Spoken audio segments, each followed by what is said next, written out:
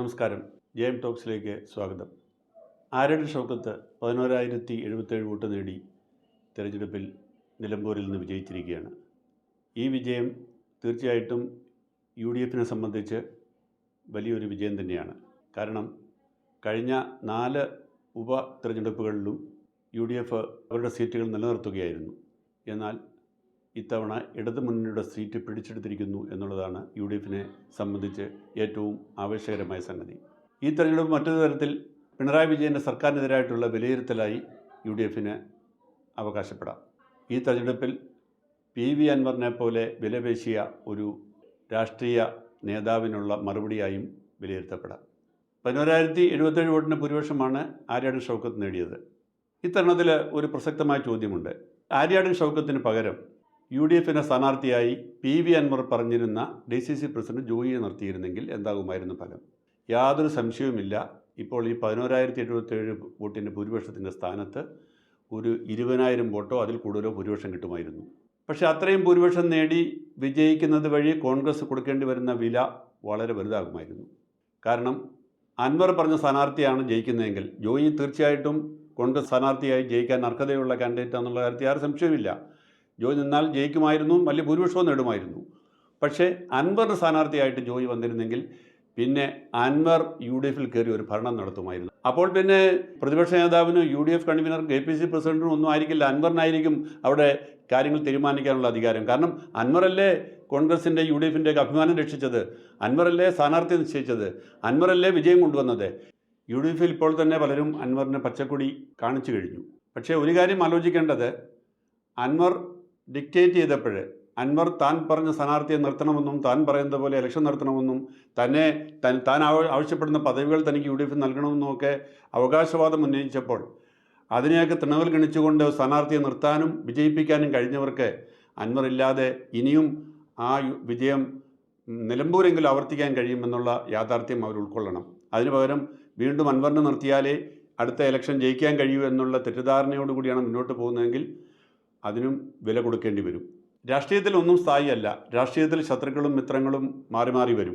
അതുകൊണ്ട് അൻവറുമായി വീണ്ടും ചേരാനുള്ള സാധ്യതകളും UDFനും LDFനും തള്ളിക്കളയാൻ പറ്റില്ല. ഒരു സീറ്റ് ജയിക്കാനോ അല്ലെ ഒന്നിലേറെ സീറ്റുകൾ ജയിക്കാനോ അൻവറിന് സാന്നിധ്യം ആവശ്യമാണെങ്കിൽ ഈ വിട്ടുവീഴ്ചകൾക്ക് രാഷ്ട്രീയ പാർട്ടികൾ തയ്യാറായെന്ന് വരും. പക്ഷേ അപ്പോഴും ജനങ്ങൾ ആഗ്രഹിക്കുന്നത് രാഷ്ട്രീയത്തിൽ പുലർത്തേണ്ട ചില പ്രിൻസിപ്പിൾസും ചില മാന്യതയും ജനാധിപത്യ സംവിധാനത്തോടുള്ള ബഹുമാനവും ജനാധിപത്യ സംവിധാനം അംഗീകരിക്കുന്നവർക്കുള്ള ആദരവും പുലർത്തണമെന്ന് ആഗ്രഹിക്കുന്ന വോട്ടർമാർ ഈ നാട്ടിലുണ്ടോ എന്നുള്ളത് എപ്പോഴും രാഷ്ട്രീയ നേതാക്കൾ ചിന്തിക്കുന്നത് നല്ലത്.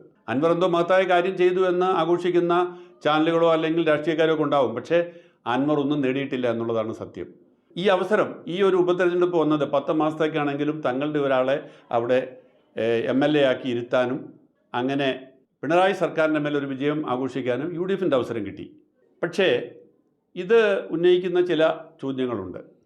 ഈ വിജയം കൊണ്ട് അടുത്ത പൊതു തെരഞ്ഞെടുപ്പിൽ UDFന് വിജയം ഉറപ്പായോ?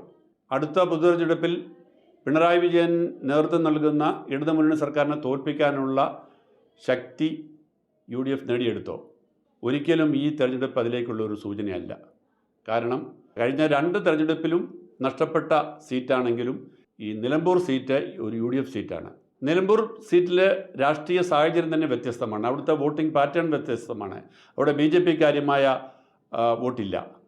അപ്പോൾ അങ്ങനെയുള്ള ഒരു മണ്ഡലത്തെ വിലയിരുത്തിക്കൊണ്ട്, അങ്ങനത്തെ മണ്ഡലത്തിലെ പെർഫോമൻസിനെ വിലയിരുത്തിക്കൊണ്ട് ഈ വിജയം കേരളം മുഴുവൻ ആവർത്തിക്കും എന്ന് UDFിലോ കോൺഗ്രസ്സിലോ ആരെങ്കിലും ചിന്തിക്കുന്നുണ്ടെങ്കിൽ അവർക്ക് അമ്പേ തെറ്റുപറ്റിയെന്നേ പറയാനാവൂ.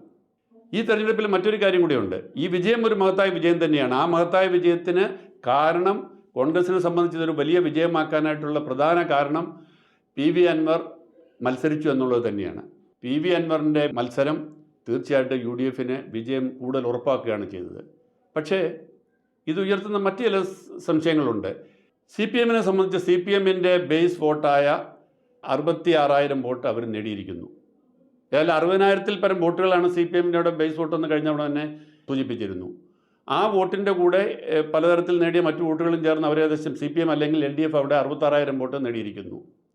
UDF ആകട്ടെ കഴിഞ്ഞ തവണ നേടിയതിനേക്കാൾ കുറച്ച് വോട്ടാണ് നേടിയിരിക്കുന്നത്. 77,000 വോട്ടേ നേടിയിട്ടുള്ളൂ. കഴിഞ്ഞ തവണ 78,000 വോട്ട് നേടി. കഴിഞ്ഞ തവണ അൻവർ നേടിയത് 81,000 വോട്ടായിരുന്നു. അപ്പോൾ അങ്ങനെ താരതമ്യം ചെയ്യുമ്പോൾ അൻവറിൻ്റേതായി കൂടെ നിർത്തിയിരുന്ന കുറേ വോട്ടർമാരുണ്ട്. ആ വോട്ടർമാരുടെ വോട്ട് കൊണ്ടാണ് കഴിഞ്ഞ തവണ LDF ജയിച്ചത്. ആ വോട്ടുകൾ അൻവറിൻ്റെ കൂടെ നിൽക്കുന്നു. ഈ യാഥാർത്ഥ്യം മനസ്സിലാക്കാതെ ഈ തെരഞ്ഞെടുപ്പിനെ വിലയിരുത്തിയാൽ വലിയ അബദ്ധമാവും സംഭവിക്കുക. പക്ഷേ അൻവറിൻ്റെ വോട്ട് കൂടെ ഉണ്ട് എന്നുള്ളത് കൊണ്ട് അൻവറിനെ കൂടെ കൂട്ടാമെന്ന് UDF വിചാരിച്ചാൽ അത് UDFനെ കൂടുതൽ കുഴപ്പത്തിലാക്കുകയുള്ളൂ. അൻവറിൻ്റെ വോട്ട് അവിടെ നിൽക്കുന്നത് അൻവർ ഇതുവരെ മുന്നണിയുടെ ഭാഗമായിരുന്നതുകൊണ്ടാണ്. അൻവർ മുന്നണിയുടെ ഭാഗമാകുമെന്നുള്ള പ്രതീക്ഷയിൽ കൂടിയാണ്.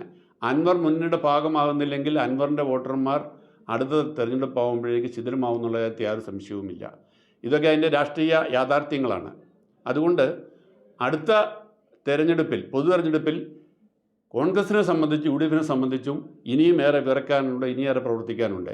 ഒരു കാര്യം ഇപ്പോൾ വളരെ ശുഭോദർക്കമാണ് എന്നത്, കോൺഗ്രസിനുള്ളിലും UDFനുള്ളിലും ഒരു ഐക്യമനോഭാവം വന്നിരിക്കുന്നു. ഒറ്റക്കെട്ടായ തെരഞ്ഞെടുപ്പിനെ നേരിടുന്നു.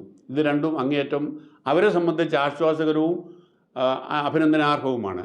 പക്ഷേ ഇതുകൊണ്ട് മാത്രം അടുത്ത തെരഞ്ഞെടുപ്പിൽ ജയിക്കുക എന്ന് പറയുന്നത്ര എളുപ്പമായിരിക്കില്ല. ഉറപ്പായിട്ടും ഗ്രാസ് റൂട്ട് ലെവലിൽ നല്ല ശക്തമായ പ്രവർത്തനം നടത്തുകയും വളരെ നന്നായി പാർട്ടി പണിയെടുക്കുകയും ചെയ്താൽ മാത്രമേ അടുത്ത ഇലക്ഷനിൽ ഒരു കംഫർട്ടബിൾ മെജോറിറ്റിയിലേക്ക് UDFന് വരാൻ കഴിയുകയുള്ളൂ എന്നുള്ളതാണ് ഈ തെരഞ്ഞെടുപ്പ് ഫലം നൽകുന്ന സൂചന. ഈ വീഡിയോ നിങ്ങൾക്ക് ഇഷ്ടപ്പെട്ടെങ്കിൽ സബ്സ്ക്രൈബ് ചെയ്യുക. അതിനായി താഴെയുള്ള ബെൽ ബട്ടണിൽ അമർത്തുക.